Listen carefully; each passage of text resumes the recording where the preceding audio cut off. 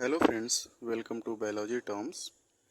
Please share, subscribe and like my channel. तो friend, आज हम पढ़ेंगे न्यूट्रिशन यानी पोषण पदार्थ के बारे में। पोषण पदार्थ क्या होते हैं इसके बारे में हम लोग डिटेल में चर्चा करेंगे। तो आइए हम लोग स्टार्ट करते हैं। यहाँ पे सबसे पहले हम ये समझने की कोशिश करते हैं कि न्यूट्रिएंट क्या होता है और उपयोगिता के आधार पर इसको हम कितने टाइप में डिवाइड कर सकते हैं। तो देखिए, न्यूट्रिएंट एक ऐसा सब्सटेंस है जिसे ऑर्गेनिज्म मतलब जीव अपने सर्वाइव, ग्रो और रिप्रोडक्शन के लिए यूज करते हैं, या फिर हम यूं बोलें कि वे पदार्थ जो जीवों में विभिन्न प्रकार के जैविक कार्यों के संचालन एवं संपादन के लिए आवश्यक होते हैं, वे पोषक पदार्थ मतलब न्यूट्रिएंट्स कहलाते हैं। ठीक है, न्यूट्रिएंट्स टिश्यू तथा सेल का निर्माण करते हैं और साथ ही साथ उसकी मरम्मत भी करते हैं। न्यूट्रिएंट्स ही हमारे शरीर को हीट और एनर्जी प्रदान करते हैं और यही एनर्जी शरीर की सभी क्रियाओं को चलाने के लिए आवश्यक होती हैं। यूज के आधार पर ये न्यूट्रिएंट्स 4 प्रकार के होते हैं। तो चलिए देखते हैं कि कौन कौन से हैं वो। देखिए, फर्स्ट हम बात करते हैं ऊर्जा उत्पादक की। ऊर्जा उत्पादक जैसे वर्ड से ही आपको मालूम चल रहा है कि जो ऊर्जा उत्पन्न करते हैं, तो वे पोषक पदार्थ जो ऊर्जा उत्पन्न करते हैं, जैसे कि फैट हो गया, कार्बोहाइड्रेट हो गया। ठीक है ना दोस्तों। नेक्स्ट बात करते हैं वृद्धि तथा निर्माण पदार्थ की। ठीक है, तो इसमें वे पदार्थ हैं जो शरीर की वृद्धि एवं शरीर की टूट फूट की मरम्मत का कार्य करते हैं, जैसे कि प्रोटीन। ठीक है ना। नेक्स्ट हम बात करते हैं उपापचय नियंत्रक, मतलब ये होता है मेटाबॉलिज्म कंट्रोलर की।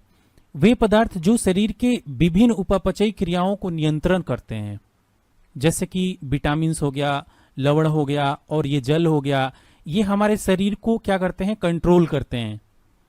नेक्स्ट हम बात करते हैं अनुवांशिकी पदार्थ, जिसको बोलते हैं जेनेटिक मटेरियल। ठीक है ना। ये क्या करते हैं कि जो हमारे जीन्स होते हैं वो एक पीढ़ी से दूसरी पीढ़ी में ले जाने का काम करते हैं। मतलब वे पोषक पदार्थ जो अनुवांशिक गुणों को एक पीढ़ी से दूसरी पीढ़ी में ले जाते हैं, जैसे कि न्यूक्लिक अम्ल हो गया। ठीक है, अब हम नेक्स्ट बात करते हैं। तो चलिए फ्रेंड, अब हम समझते हैं कि शरीर के विभिन्न कार्यों के लिए कौन कौन से पोषक पदार्थ मतलब न्यूट्रिएंट्स की जरूरत पड़ती है। ठीक है, पहला है कार्बोहाइड्रेट, दूसरा है प्रोटीन, तीसरा है फैट, चौथा है विटामिन्स, पांचवा है न्यूक्लिक एसिड, छठा है मिनरल्स और सातवां है वाटर। मतलब इतने न्यूट्रिएंट्स की जरूरत पड़ती है हमारे शरीर को। ठीक है, अब हम क्या करते हैं, इसको एक एक करके टोटल डीपली इसको समझने की कोशिश करते हैं। तो चलिए सबसे पहले हम बात करते हैं कार्बोहाइड्रेट की।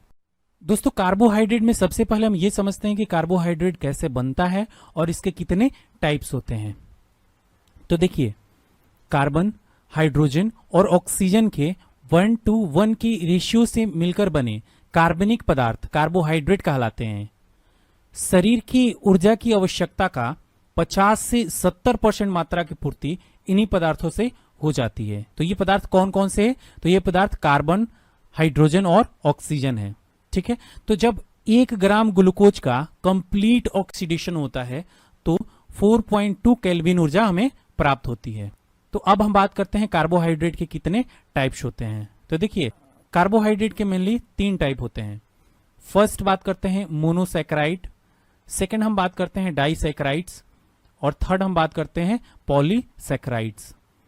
फर्स्ट की हम बात करते हैं मोनोसैकेराइड्स की। तो देखिए, मोनोसैकेराइड्स कार्बोहाइड्रेट की सबसे सिंपल अवस्था होती है, जैसे ग्लूकोज हो गया, ग्लैक्टोज हो गया, मैनोज हो गया, ट्राइयोज हो गया इत्यादि। ठीक है, नेक्स्ट हम बात करते हैं डाइसैकेराइड की। तो देखिए, ये जो डाइसैकेराइड होता है सेम या डिफरेंट मोनोसैकेराइड के 2 एटम के कॉम्बिनेशन से डाइसैकेराइड बनता है, जैसे कि माल्टोज हो गया, सुक्रोज हो गया, लैक्टोज हो गया। ठीक है ना। अब हम नेक्स्ट बात करते हैं पॉलीसैकेराइड की। कई एटम के मिलने से लंबी चेन वाले अघुलनशील पॉलीसैकेराइड का निर्माण होता है। यह ऑर्थोपोडो के बाह्य कंकाल एवं सेलुलोज में पाया जाता है। इसके और भी उदाहरण हैं, जैसे कि स्टार्च हो गया, ग्लाइकोजेन हो गया, काइटिन हो गया। ठीक है ना। नेक्स्ट हम बात करते हैं कार्बोहाइड्रेट के प्रमुख कार्य कौन कौन से हैं। तो देखिए, फर्स्ट है हमारा ऑक्सीकरण, मतलब ऑक्सीडेशन द्वारा शरीर की ऊर्जा की आवश्यकता को पूरा करना। शरीर में भोजन संचय मतलब फूड स्टोरेज की तरह कार्य करना। विटामिन सी का निर्माण करना, न्यूक्लिक अम्लों का निर्माण करना तथा जंतुओं के बाह्य स्केलेटन का निर्माण करना, ये सारे के सारे कार्बोहाइड्रेट के प्रमुख कार्य हैं। ठीक है ना। अब नेक्स्ट हम बात करते हैं कार्बोहाइड्रेट के प्रमुख सोर्स, मतलब प्रमुख स्रोत कौन कौन से हैं, मतलब कहां से हमें कार्बोहाइड्रेट मिलता है। फर्स्ट है गेहूं। गेहूं से हमें प्रचुर मात्रा में कार्बोहाइड्रेट मिलता है।